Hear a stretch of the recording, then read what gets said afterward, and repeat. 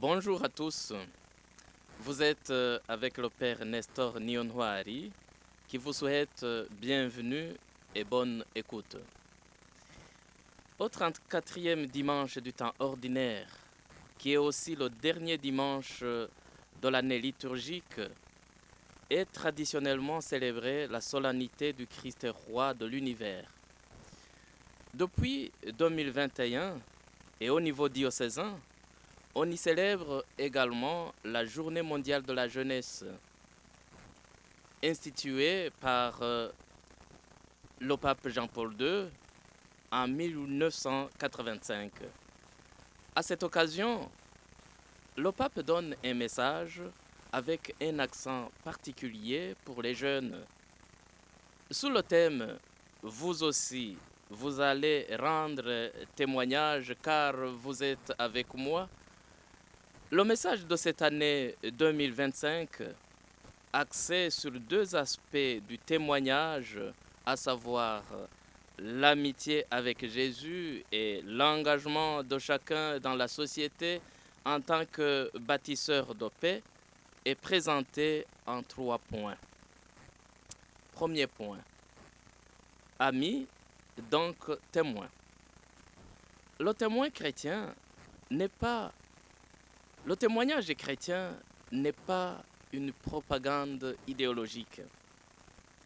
Né de l'amitié avec Jésus, crucifié, mort et ressuscité pour le salut de tous, le témoignage chrétien est un véritable principe de transformation intérieure et de sensibilisation sociale. Jésus appelle amis ceux qu'il a appelés et formés et qui sont restés avec lui pour former sa communauté et pour être envoyés proclamer l'Évangile.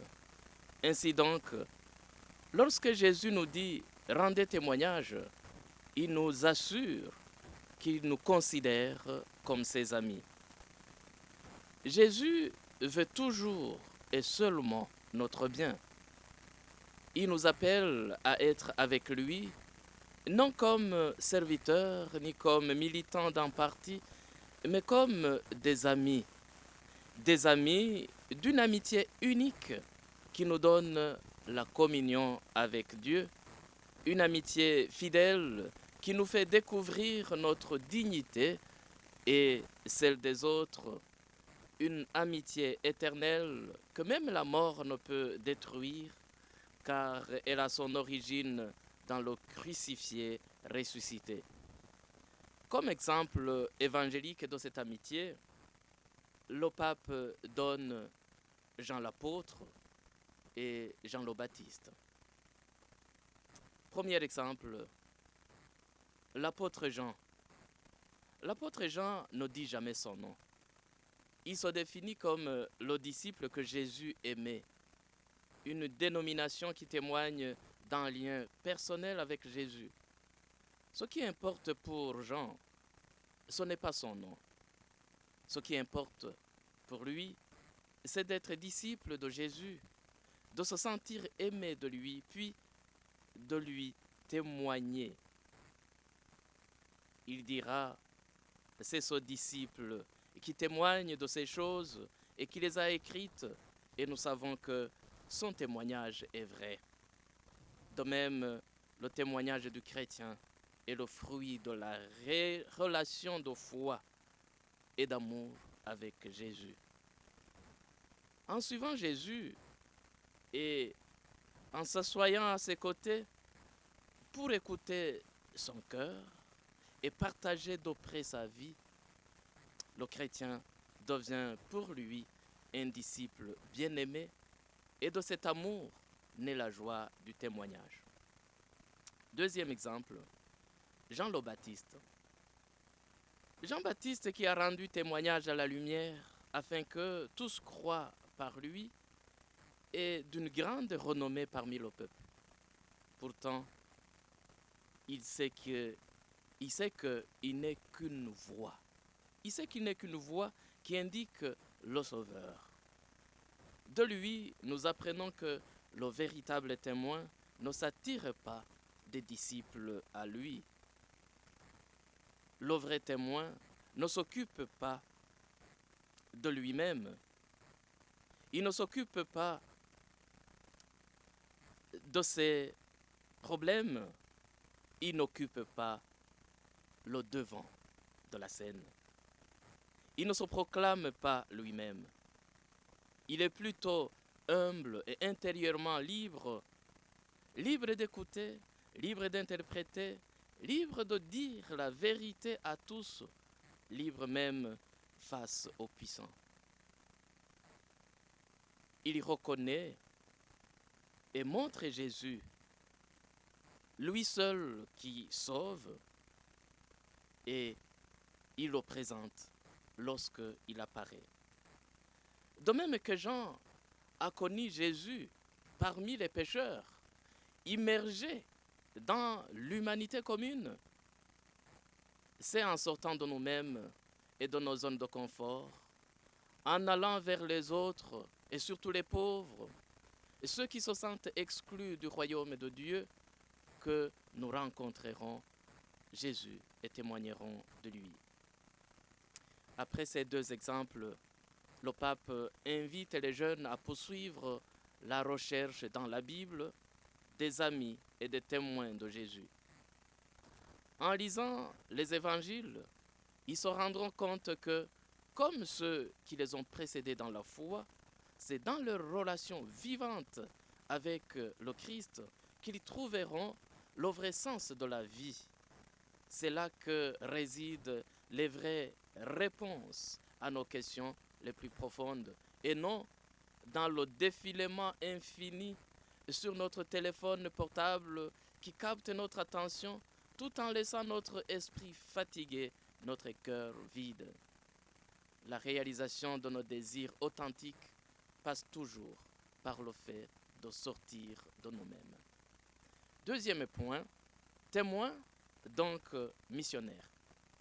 Avec l'aide du Christ, avec l'aide du Saint-Esprit, vous les jeunes, vous pouvez devenir des missionnaires du Christ dans le monde. Beaucoup de vos pères sont exposés à la violence, contraints d'utiliser des armes, obligés de se séparer de leurs proches, de migrer et de fuir. Beaucoup manquent d'instruction, d'autres manquent de biens essentiels pour leur vie. Tous partagent avec vous la recherche de sens et l'insécurité qui l'accompagne. Le malaise face aux pressions sociales ou professionnelles croissantes, la difficulté à faire face aux crises familiales, le sentiment douloureux du manque d'opportunités, le remords pour les erreurs commises. Vous pouvez vous-même vous mettre aux côtés de ces jeunes, marcher avec eux et leur montrer que Dieu, en Jésus, s'est fait proche de chaque personne. Il est vrai qu'il n'est pas facile de témoigner. Ce n'est pas toujours facile de témoigner. Jésus qui, dans son ministère, fit l'expérience d'une tension entre l'accueil et le rejet, disait, si l'on m'a persécuté, on vous persécutera aussi.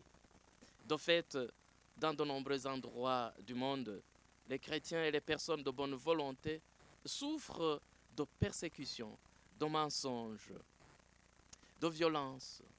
Peut-être en vous-même, vous avez vécu de telles expériences. Peut-être avez-vous été tenté de réagir instinctivement en adoptant des attitudes agressives à l'égard de ceux qui vous ont rejeté. Rappelez-vous le sage conseil de l'apôtre Paul qui disait « Ne te laisse pas vaincre par le mal, mais sois vainqueur du mal par le bien. » Troisième et dernier point, la fraternité comme lien de paix. L'amitié avec le Christ est un don du Saint-Esprit en nous qui nous fait voir dans l'autre un frère, une sœur. De cette amitié avec le Christ naît un mode de vie qui porte en lui le caractère de fraternité. Celui qui a rencontré le Christ apporte partout la chaleur et la saveur de la fraternité. Et quiconque le rencontre est attiré dans une dimension nouvelle et profonde, faite de proximité désintéressée, de compassion sincère et de tendresse fidèle. Le témoignage de fraternité et de paix que suscite en nous l'amitié avec le Christ nous élève au-dessus de l'indifférence et de la paresse spirituelle, nous aidant à surmonter les fermetures et les soupçons, et les nous lie les uns aux autres, nous poussant à nous engager ensemble pour construire de nouvelles conditions de vie pour tous. Ne suivez donc pas ceux qui utilisent les mots de la foi pour diviser.